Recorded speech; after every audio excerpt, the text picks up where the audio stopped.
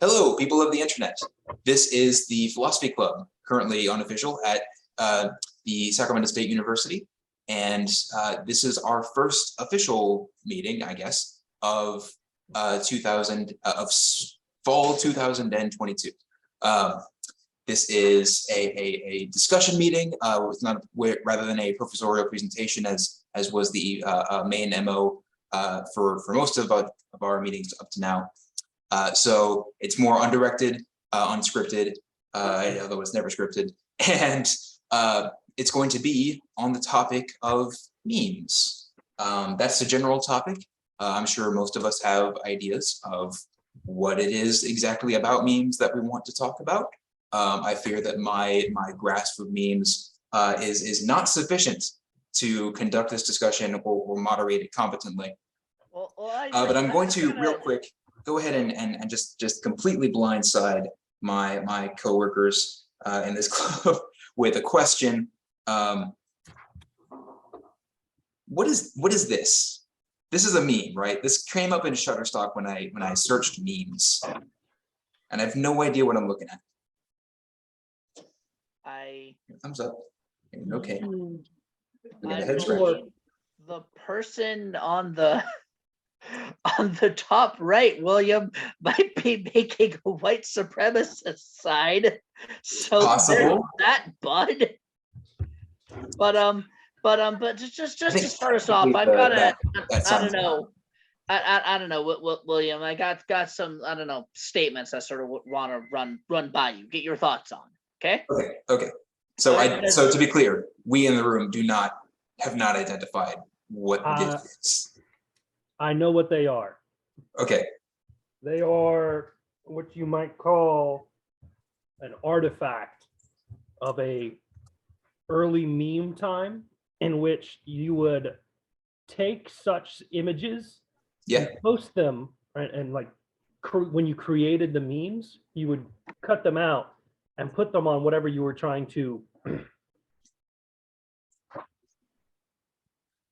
Okay. So the early comedianize, right? Like make funny, right? And gotcha. These aren't the popular ones. There's a very specific one that's in the same style that's more popular than these four images. So it's I would go exploring on Shutterstock, but I'm afraid of what I'll find on Shutterstock. That's fair. And then commit to recording. I just wanted to know what the heck's going on with these, because I wondered if this is a recent thing and I'm just out of touch, or if this is an old thing and it's before my time. Either way, what's interesting about these then, if you know, and I can guess it by the fact that there's four of them, but they're intended to be excerpted and inserted into other styles, is that that's the similar or the exact same kind of thing that's very common on the internet today, which is to take a meme template and fill it out with specific information bespoke to the joke that you intend to make. Well, William, I do. So yeah, I do interesting stuff. Some sort of introductory, I don't know, like get your feedback, what have you. Yes. Okay. I mean, like you and me, like we're no strangers to love. You know the rules, and so do I. A full commitment is what I'm thinking of, and you wouldn't get that right now. Well, here's the but like that, I did that deliberately, because what was I doing? I was memeing. Specifically, I was Rick rolling. So the meme can be a verb. It can be an action, not just not just a noun, not just a metaphysical entity. Yes. And how do we make sense of that? I would argue that memeing would not be the correct term. It would be trolling. I think we could make a useful distinction between memeing and trolling, where there's a huge overlap. I think in this case we'd actually be Rick rolling. And I think is its own completely different category. Both memeing and trolling. Yeah, there are three fundamental things in the universe. You have matter, energy, and Rick rolls. Well, I feel like Rick rolling predates memes. So long as you can make a hyperlink, Rick rolling existed. Oh, And like God. I yeah. am of the age, and Justin, I do not wish to tell you, but I know that you are of the age when like the term viral phenomenon, which we understand, a thing that's sort of going viral out in there was synonymous with meme. At one point, those were one and the same, and at some point in time, they differentiated. And I'm not exactly sure how or why that came apart, because now we understand like a meme versus a viral phenomenon. Something can be both categories, but those are different things. And at one point in time, they were not. At one point, Rick rolling was a meme, but now, as Justin alluded to, it's its own phenomena. Yeah, at this point, it's definitely it's its own thing. I think it transcended either of the other two categories, whichever one it would have been in when it was first introduced. It's like it's no longer super common to do this, to replicate the mechanics of the Rickroll, where you post a hyperlink that looks like one thing and ultimately produces another thing when you actually get to the webpage. Because usually when you I think it's a virus.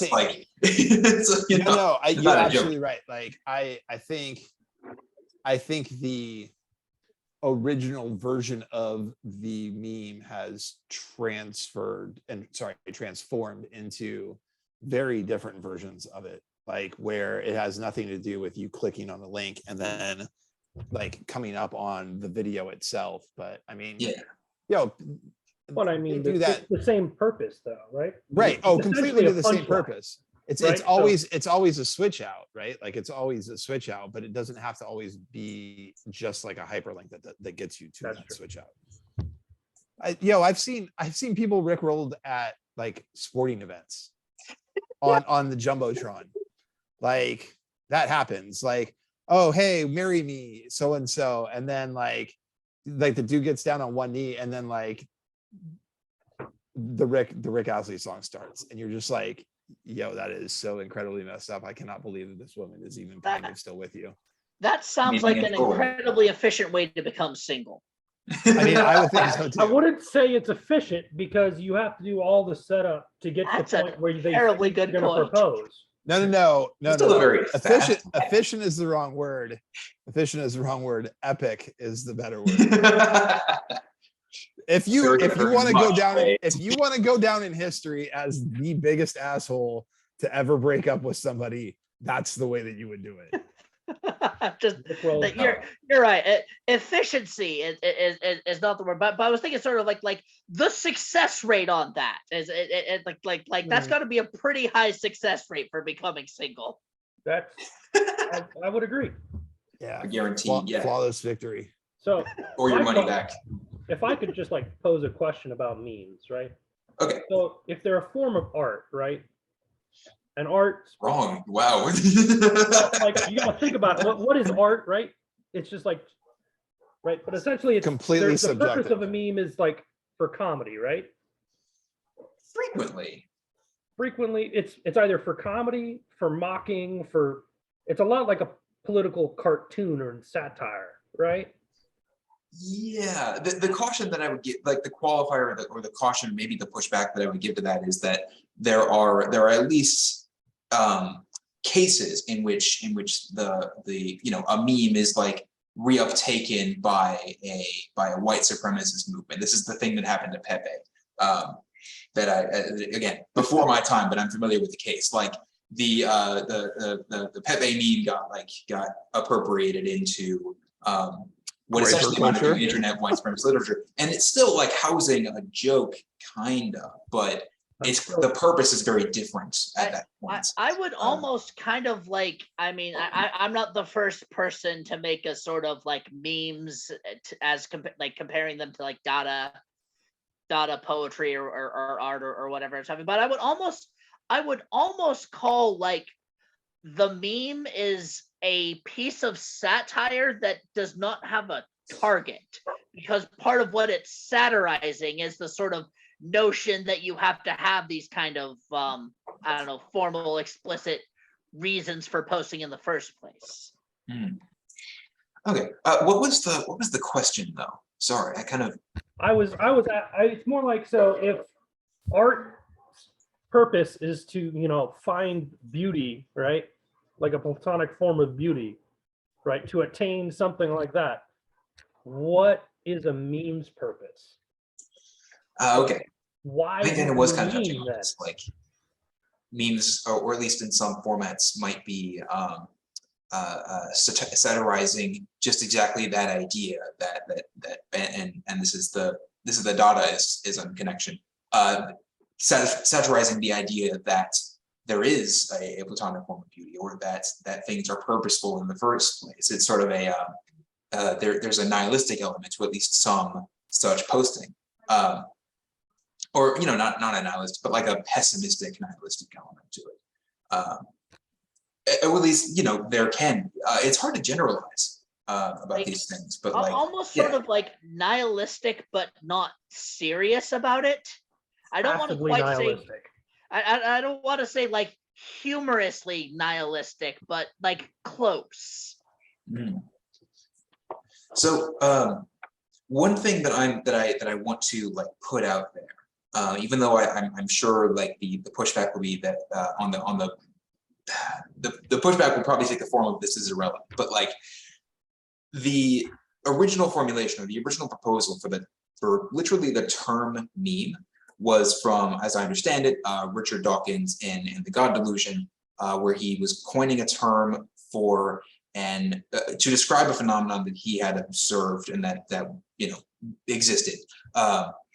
Any idea, I think he would say, that can be understood as having its own like fitness in an ecosystem of ideas. So that's a society, a culture, can be understood as a meme. I will expand on that slightly by saying that any idea, full stop, any idea at all has a memetic dimension, or it has a way in which it can be understood as having a level of fitness, a success rate, a level of like proliferation in an ecosystem of ideas, also known as a society.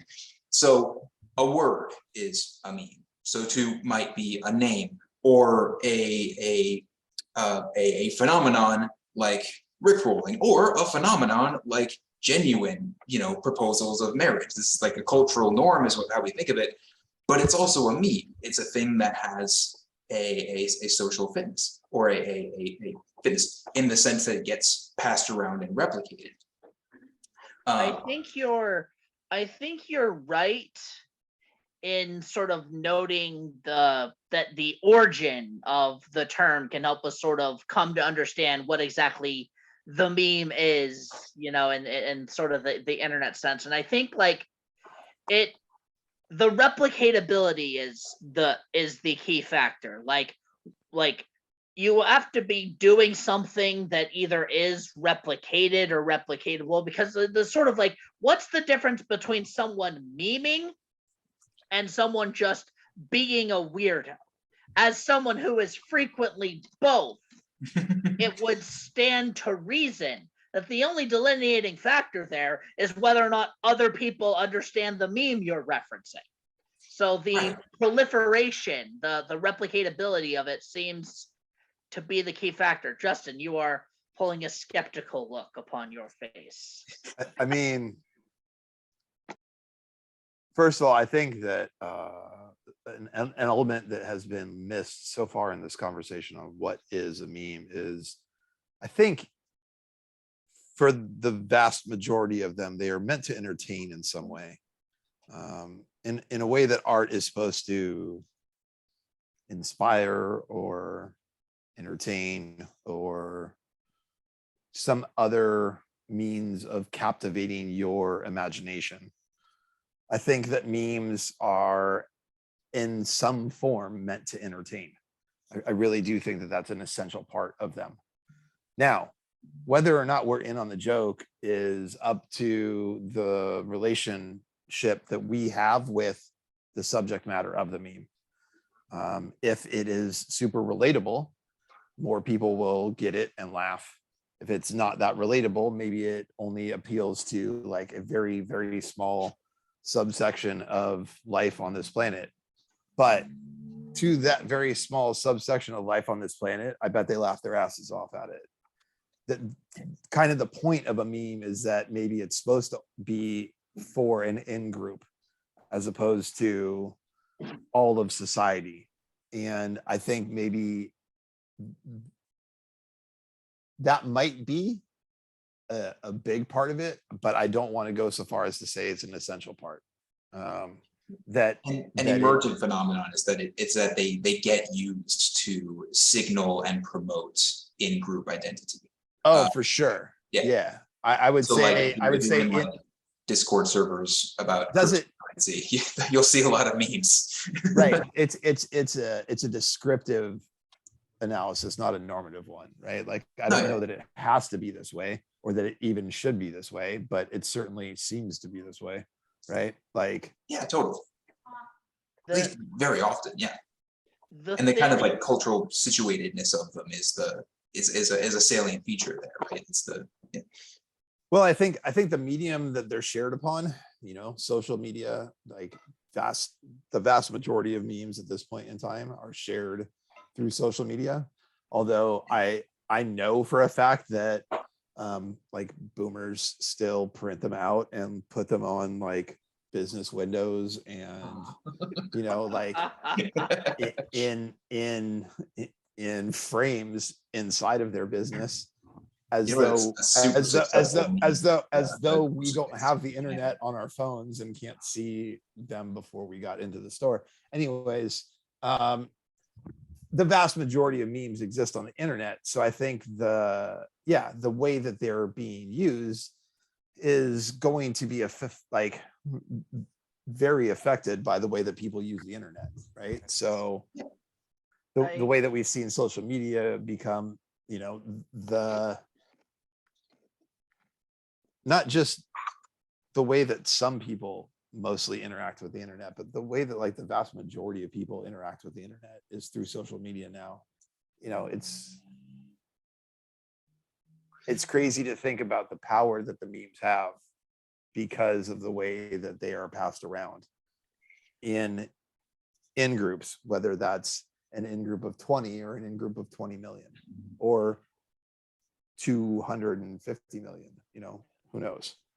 The thing that makes me a little, you mentioned the point of memes, or at least of most memes generally, is to entertain. And I'm just the slightest bit hesitant because like the point of like shit posting is explicitly not to entertain exactly. It is to sort of in some way confound or get entertainment like it and so and I propose as a thought to be discussed by the panel is that isn't there like at least a little tiny bit of like a shit posting component to like all memes, and then it's just varying degrees of shit posting, whether or not we would call it a shit post versus a meme. I would argue that shit posting is very entertaining. I'm sorry, but it's entertaining for you. But do you shit post to entertain others or yourself, or do you shit post to entertain the person that you're responding to? All of the above. I mean, I think shitposting, is meant to entertain as well. I think, but even to maybe a smaller group of people that are going to laugh at it than the vast majority of society that might think that it's very offensive. But I still think that the person that was doing the shitpost to begin with was doing it to entertain. I feel like memes, well, there's like, if you kind of look at the way they're structured and the way they used to be structured versus what they're structured, how they're structured now and what they're used for now, because they're so prevalent in the internet that they're now even being used as ads. And a lot of the, if we really think about it, like a lot of the underlying psychological propagation from memes also applied to ads before the internet. Yeah, that's what that kind of brings it into the general like theory of memes for me, which is that literally any idea at all has a describable mimetic component, that is its tendency to get replicated. And that tendency can be whatever, and it doesn't matter if that idea is like useful or good for the society that's doing the replication. But like pre-internet, you have a lot of ideas that get replicated ad nauseum. I don't know there's a stereotypical like image of a housewife that I'm familiar with from a lot of old advertising, which is, you know, the Marilyn Monroe imitator, the sunny short blonde hair, etc., etc., etc. All these extremely specific features that nonetheless got kind of internalized by a lot of folks as being very general features or being the default features, because that idea, that stereotype or that image of the suburban housewife kept getting passed around, and it kept finding use cases in advertising and in any kind of messaging that you like. The idea, that notion, that concept not only had a mimetic component, it had some degree of mimetic fitness, but it was very fit for a while, and culture shifted out from under it a little bit, and then we have slightly different images kind of floating around and finding a great deal of mimetic success. But nonetheless, like the general principle applies that whether with or without the internet, you will have ideas that get shared around. I mean, a really good like example would be the notion that like or the tendency of describing it's not the very narrow range of phenomena that we've mostly been talking about with the internet stuff as memes, and everything else is like something else. Whereas again, at least in the original formulation from which we're in theory deriving that narrow range of I don't know, phenomena. To be a meme is almost just to be an idea. You know, it's any idea has a mimetic component in a similar way, and it's expressed in some common ways in the internet. But if we narrow our focus to those common ways, then kind of miss the not the bigger picture. I mean, kind of, but you know, the other kinds of things that can have mimetic fitness, and the ways in which that mimetic fitness can be used, cultivated, and even abused.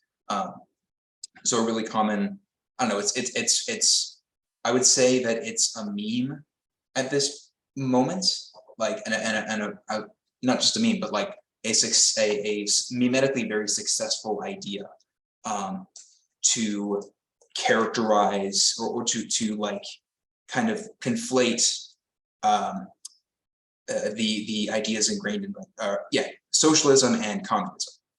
In the original formulations, these are very different ideas, and people who are committed to those ideas will defend them as very different ideas, although they're somewhat related. At the moment, however, you've got a somewhat like insidious tendency for I want to say mainstream, but you know, most news outlets, most people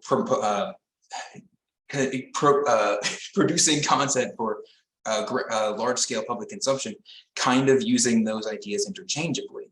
A mimetically successful idea, because we are currently culturally situated in a nation state that was and is radically opposed to governments that are socialist, communist experiments, etc.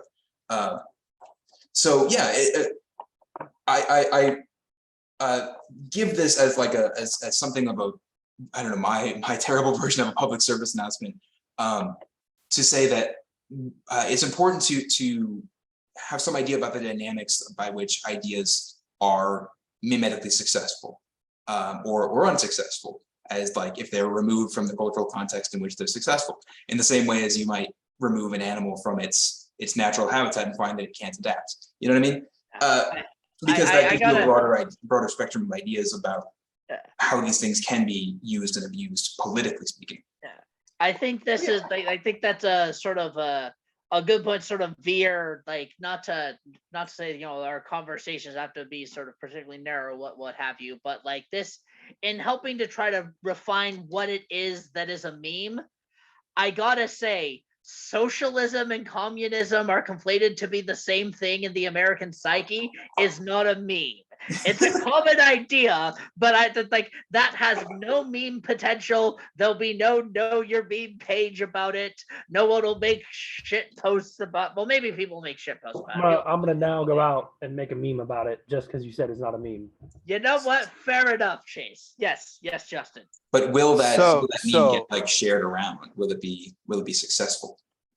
So you bring up an interesting idea or concept about memes that we haven't quite delved into yet, but it gives us a good chance to like transition into this topic, which is how reliable is the information that is shared in memes? I mean, characteristically, not at all, right? Right. Like, So directly speaking. Well, okay. So, and if you already drew the correlation between advertising in the 50s to meme culture now and the vastly different society that we live in 70 years later, you know, I wonder what kind of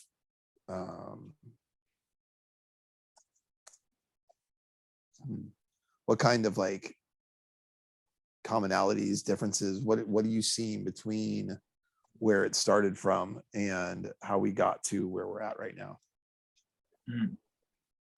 Well, I guess I mean personally, I see in my model of the mimetic dimension of ideas. I mean, that goes all the way back to the first time anybody had an idea, anybody had a thought, and you know, voiced that thought, I guess, maybe. Writing, like as a concept, is extremely mimetically successful. At one point, it was just an idea, but it really caught on. So like, there's no starting point, because this is just a property of ideas in the same way that like gravity is a property of a thing with mass. So like I guess like the correlation or the connection between, you know, the 50s era advertising and the meme and the ideas being used there and modern day, I guess, regular advertising, right? Like I see Twitter ads for TikTok, which is the most bizarre sentence. But they're using, you know, just throw me the off an successful overpass. videos from TikTok, they're memes. You know, I don't know. I guess if there's a connection, it's just that it's like the most memetically successful ideas of any given time and place kind of, I think, reflect the underlying cultural conditions of that time and place in a way that's kind of, I'm not literate enough in this to really describe, but they arise from those cultural conditions and they have an effect on those cultural conditions. So it's similar in that way to, by analogy, I don't know, a computer program can change the algorithm of your computer, but it's nonetheless like still produced by computer algorithms and so on. The connection that I'm seeing a little bit here is that like you know the sort of cultural conditions and playing into those, and then that the sort of feedback loop here is like because sort of like 50s housewife, that's, you know, transitioning post-war economy, wanting to get things back in the normal, get people's anxieties down, you know, go have baby, whatever have you. The connection that I see is like the decision over the last handful of years to have like brands perform like shit posters on Twitter, just like from the official account, like that, like you could not, to me, get a more blatant definition, like, oh hey, we're just like you, come by Pizza Hut. We said fuck once. Wendy's on Twitter. There you go. Absolute Is that savage. still a thing? I know that was a thing. Brands on Twitter performing humanness, but is that still a thing, or have they shifted strategies in the? I would say that it is so much of a thing.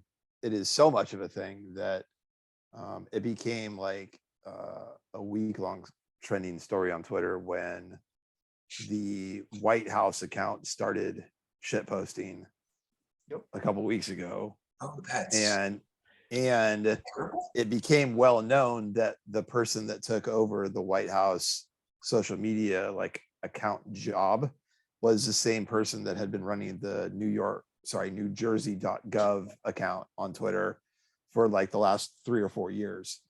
And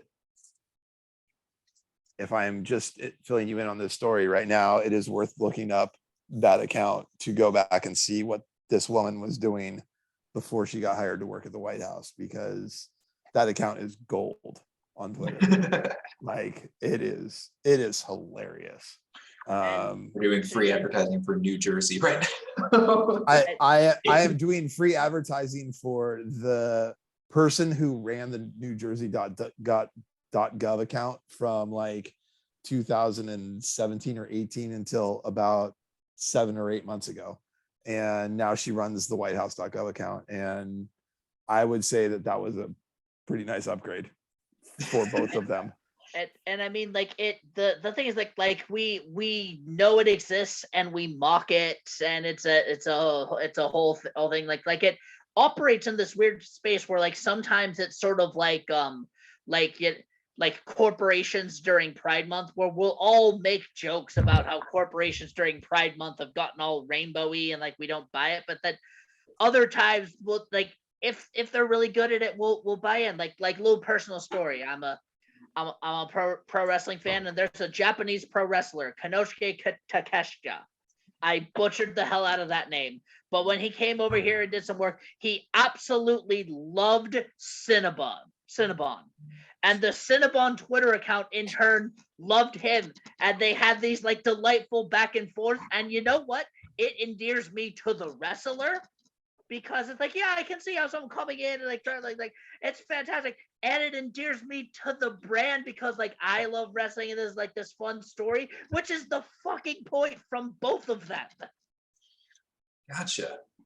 It's interesting, like that, and maybe I'd go so far as to class this as like one of the ways we can take a highly memetically successful idea and use it for like to perpetuate injustices. But one of the thing that occurs to me just now is the entertainment value of memetically successful ideas. Like they get shared around because they're entertaining, because they are relatable, whatever. Often is probably deliberately, but maybe just insidiously so, like used to disguise and distract from, like, I mean, I struggle to come up with a more specific term than like social injustice, but among other things, you know, the exchange between the pro wrestler and the Cinnabon Corporation. I don't know. It's presumably a subsidiary. It's something. Several exchange over several weeks. Like they still have a love story. A love story, which, you know, does not talk much about like the manufacturing process, probably. And I'm guessing they don't mention the labor theory of value. Like it's advertising, right? It's being used to endear us to the corporation at the expense of, you know, the opportunity of like learning more about the corporation in more like objective, non-entertaining terms that would be not flattering to the corporation whatsoever. And I would speculate it probably not for the wrestler either, although these, you know, the social injustices usually pertain to organizations much more than individuals. But in any case, that's kind of a caution that I would offer is like the fact that memes are entertaining is nice in and of itself, but it can be used to conceal or obfuscate the ills of society. And not for nothing that like platforms like Twitter are designed explicitly to do so. I mean, you don't want to have on your timeline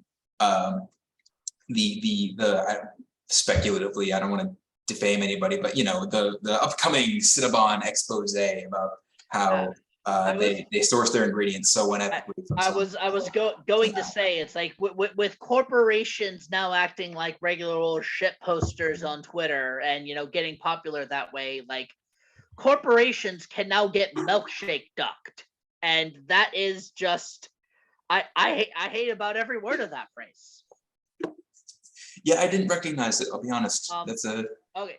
Milkshake duck is it in and of itself is a meme. But it describes the trend. It's like someone posts a thing. It's like, oh, it's a duck that likes milkshakes. Oh, are we having a good time? And then it turns out that milkshake duck said some racist things in the past, and now we don't like him anymore. And so that's the term when someone gets popular, and then it turns out some other nasty thing about them. It's like going into pro wrestling. There was a guy who went viral recently for his wrestling name is Luigi Primo, and he cooka da pizza, and he was tossing pizza dough while he was wrestling people, and it was this delightful thing, and it turns out he's anti-vax. Like, that just came out today.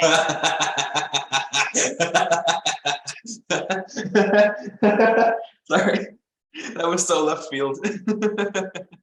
I have a question. I thought I was anticipating something about Italian stereotypes and someone coming out and saying, "Hey, that's kind of offensive," or people struggle a lot here in the United States. No, he's just anti-vax. No. I have a question. Is he like hot? I like to say, is he pre-COVID anti-vax or is he just COVID anti-vax? It's probably jumping the gun to call him anti-vax. It's all happening today, but there were rumors that a company he was working for, they were going to go into Canada, and for some odd reason, he didn't go into Canada, and it's generally because Canada has vaccine mandatory things. It's generally thought that that's kind of the way you can tell who isn't and who isn't. But he was doing a Reddit Q&A, and someone brought up this situation, and he just declined to answer that question. So we don't exactly know. So it is probably unfair to definitively say that he's anti-vax. Okay. Yeah, I mean, hearsay. It's defamation. I mean, it makes for a better story. It makes for a better point if I say that he's anti-vax, but I'm supposed to be a philosopher, not a stand-up comedian. Editorializing. Yes. That is definitely not what editorializing is. I had a thread in mind and I completely lost it in the face of. Turns out he's anti-vax. Yeah. What? Okay. Sorry. Milkshake duct. Didn't that happen to Justin Trudeau? Speaking of Canada, he was elected. He was all popular because he's in the slightly less abusive liberal camp than the conservatives. And then he turned, and then the photos came out of him in college doing blackface. He comes from a political family. Yeah, that would would be so Trudeau would be like, imagine like Hillary Clinton ran for and won the presidency. That's kind of like what Trudeau was winning in Canada. Yeah, like generally, I think the term is supposed to refer to just sort of like internet phenomena, like general, like bigger public figures, more famous people, perhaps less so. I don't know. If this discussion of memes has taught us anything, it's that internet words are very malleable. And I would also argue the memes themselves are infinitely malleable. And that's kind of maybe the point of how pervasive they've become in our society, is that you can take a very well-known meme that everybody knows and has a very certain structure to it. Maybe it's like a 4-panel cartoon, or maybe it's just a very well-known like 1-panel frame, but you know what the text is supposed to say, and then the text changes up to be the most current topical event, jab or criticism or joke, whatever, that updates the meme to be more current. And people can do that with memes from decades ago, man. I mean, like from when the internet first became a thing, you know, like we still have Neon Cat. I mean, come on, like, and I would even argue that the very concept of NFTs are like how bonkers, crazy, pervasive memes have become in our society.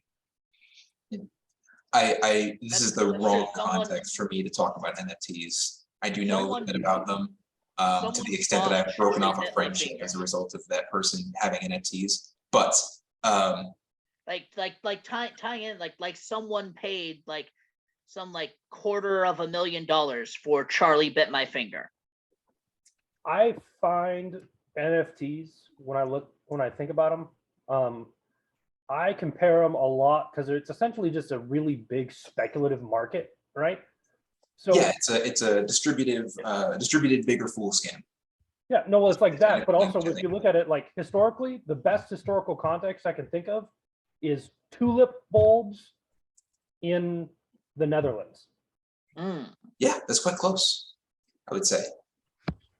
I mean, a more recent parallel can be drawn as well between the like NFTs or you know the NFT market, like actually cryptocurrency more so than NFTs because they're inextricably linked. But like Web3, whatever, is analogous to the tulip bulbs and a little bit to the 2008 housing crisis and the antecedent conditions to that, where the subprime mortgage packages or parcels, I forget exactly what the term is for a bundle of subprime mortgage loans, were being sold and upsold and upsold and upsold, irrespective of the actual value or the capacity of those loans to be paid back, and that created an economic bubble which ultimately collapsed.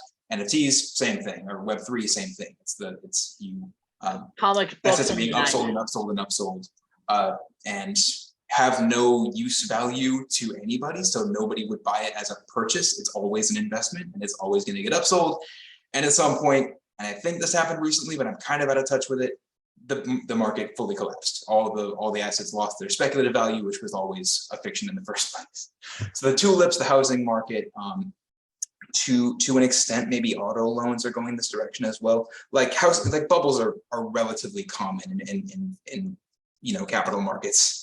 But yeah, like they one of the instruments for like Web3 has historically been popular internet memes, and it's an instrument. I don't think those two things are inextricably linked in the same way as like NFTs and cryptocurrency. But like, yeah, oftentimes effectively part of the pitch for an NFT will be that it's a meme. So it's a popular thing, so it's a good investment. Somebody will buy this from you for more money than you spent to get it, in anticipation of someone else buying it for even more money, and so on and so forth forever. And again, memes is an instrument, and maybe we could even say that like criticizing Web3 and likening it to market bubbles or bigger fool scams like pyramid schemes like Herbalife is itself a meme, because for some reason I really want to do it, even though I've literally never invested a cent in Web3 anything. Like I learned about it in the abstract before really encountering in the marketing material. So like I'm a staunch and vicious critic about it, but like not for any personal reason. It's just the idea really sunk and caught on into my brain. So that itself is kind of the idea of the package of ideas relating to how bad Web3 is. From a leftist's perspective, is itself kind of a meme. Did I ever Again, tell you sorry, that I memes, almost joined a instrumental. multi-level marketing? Yeah. Sorry, what? Did I ever tell you that I almost joined a multi-level marketing company? I mean, I know some personal details that rhyme with the Schmorman Schmerch. That make me think that that's a very plausible. That is not what I am alluding to, though. That is completely fair. I almost joined Legal Shield. If this weren't being recorded, I would say more, but it is. Yeah, cease and desist is already in the mail. Justin is sitting here just confused as all hell. Just so you know, guys, just to make this conversation a meme, we're essentially having a podcast. Yeah, no, that's exactly what this is. Yeah. I mean, not for nothing. This is exactly like the format for like the podcast that we do with the Disabled and Non-Disabled Alliance. We just record a Zoom session where we discuss the thing and then post that recording to YouTube, and that's a podcast. That term is an incredibly successful mimetic idea. The difference being, William, is that, correct me, because I've been to at least a couple Disabled and Non-Disabled Alliance meeting podcast things like you have more than just white guys there, though, would be at least part of the difference. I don't know. I would characterize that as important. They're not specifically crucial to having good ideas about stuff. Anyway. I guess sort of what I mean, this is like we've talked about, we've in the past used the term like podcast in the pejorative sense. So yeah. The pejorative sense. And when you say specifically the phrase podcast in the pejorative sense, you are referring to white guys posting their conversations as content. Yeah. And I think that's an idea that's not very successful. That's not caught on, as far as I know. Podcast, the podcast in the pejorative sense. That's completely caught on. That's completely caught on. Okay, but the verbiage, not so. Anyway. As a white guy who hosts a podcast with yet another white guy that we originally called Two White Guys and Dylan, with the joke that the titular Dylan was yet another white guy, it has caught on. Yeah, for sure. To be clear, I'm only talking about like the verbiage podcast in the pejorative sense when I say like that idea is not numerically successful. The more general concept, the more general principle of like what a podcast in the pejorative sense is, that's common. And that's an idea that I did not discover. It was handed to me. So yeah, by the way, Chase, Justin, you want to be guests on my podcast? What is it about? Even more white guys. No. We'll go ahead and Justin's funny.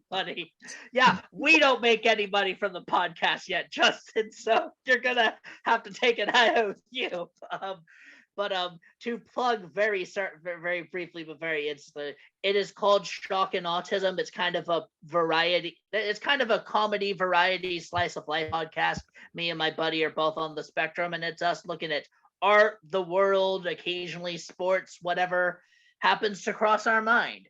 For some reason, Spotify refuses to label us a comedy podcast. We're labeled as Society and Culture, even though Society and Culture is our number 2 tag on our hosting site, not the first one, but Spotify hasn't caught up, and I don't think Apple has either. But I would call it a comedy podcast more than Society and Culture. Well, what are they cultural commentary in there, I would say.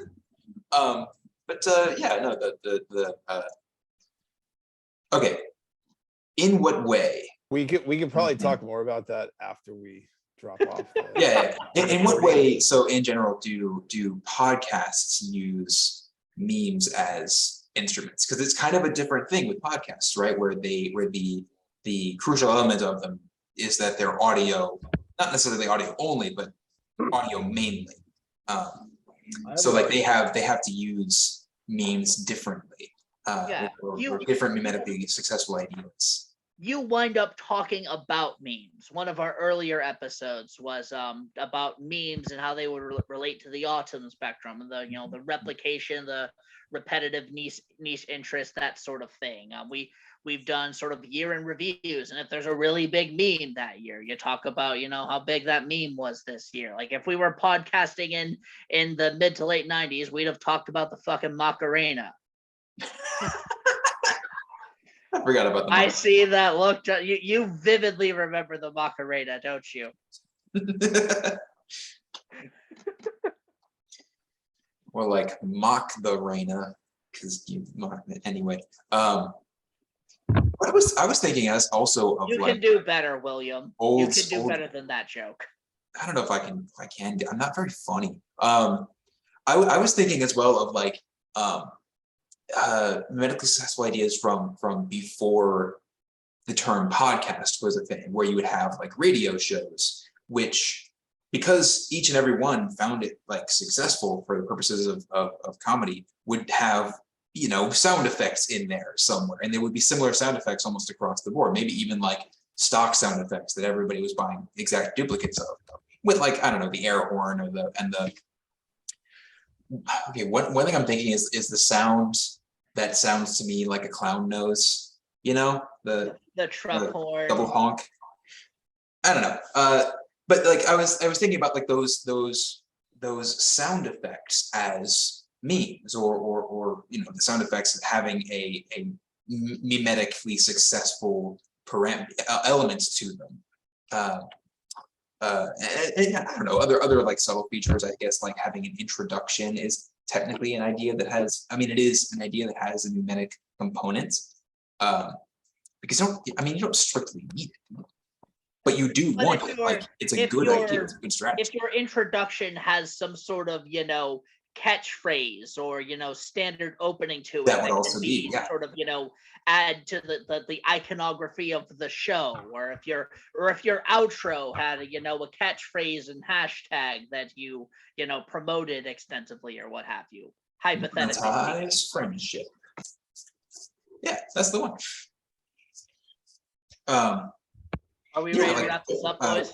Catchphrases like that are well, they're common enough ideas, but like each one has its own. They're highly variable in terms of memetic success bonus. All right. We ready to slap a bow on this recording? I'm fine.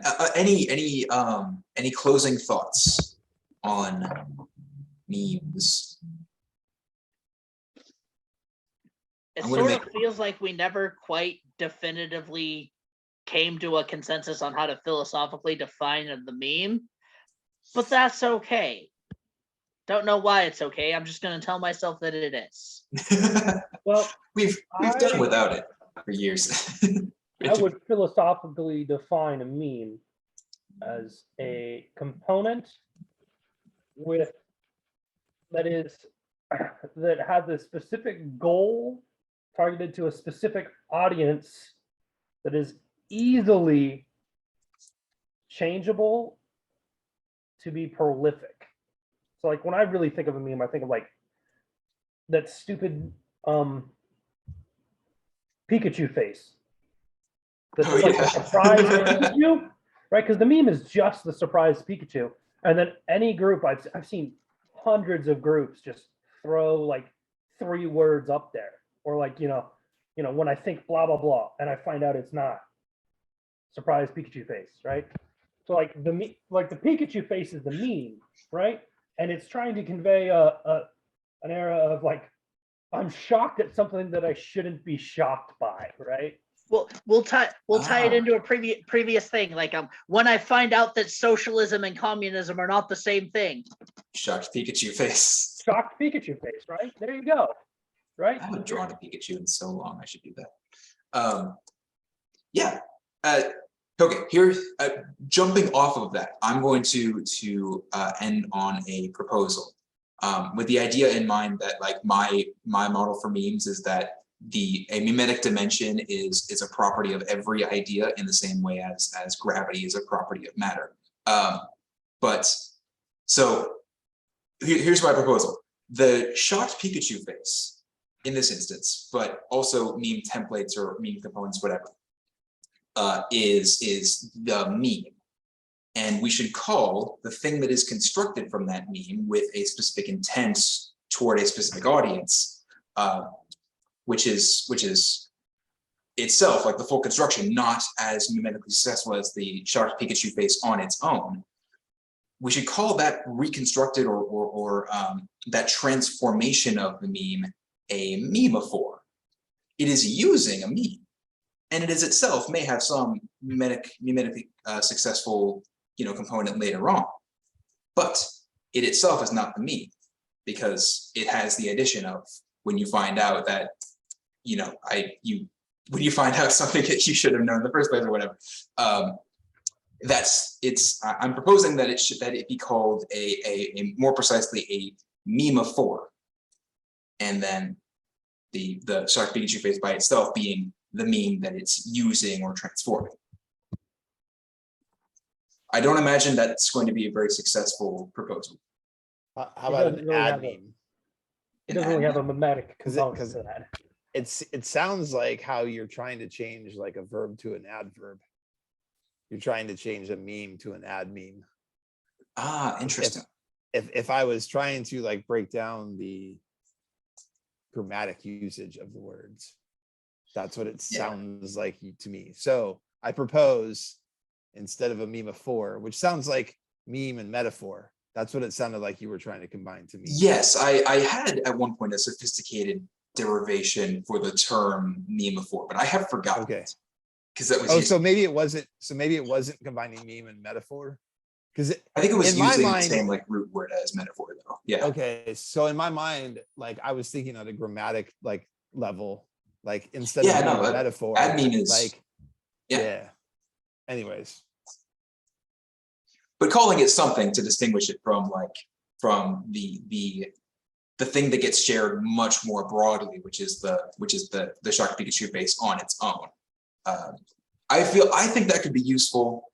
I don't have a use case in mind or anything. I think most of the people know what memes are, but like at an intuitive level where you couldn't teach it, and I don't like that you can't teach it. just to make some kind of differentiation between the original meme and everything that comes after it, you would have the meme, and then all the rest were ad memes or like a meme base. And then well, look, like the original Pepe or the original, My Little Pony meme or the original, like whatever meme ever, like before it got transformed into every other version where it got updated to whatever funny thing was happening at the time that somebody decided to like go in there with MS Paint and make it the first memes updated, to now when people are that makes it threat to me as well. Like there's when people are doing it with like deep fakes and Photoshop and shit, like it's gotten significantly more sophisticated how people can modify what the original meme was to change its meaning to what the new current thing is. And I think that's one of the coolest things about the concept of memes in general is infinite malleability. I propose just a sort of for the listener's thought, sort of the last sort of differing school of thought here is linguistically, I propose that we're fine with meme and meme format, that nonetheless conveys all the essential information. A meme format comes into being when some original meme sort of catches on, and then you've got sort of the meme template, the meme format, and then all the individual instances of the meme. But that's just that's just like my opinion, man, I guess. To quote the dude.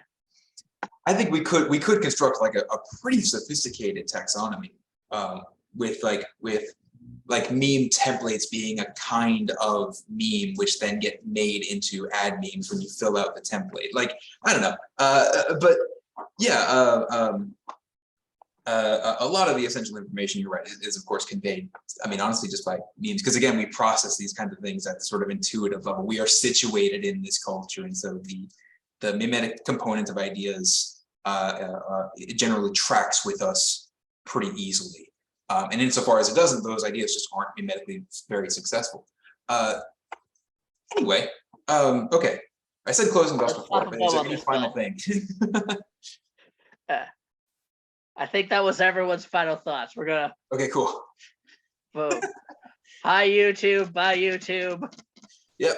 Like, comment, subscribe. Careful how you meme is what I will say to the audience.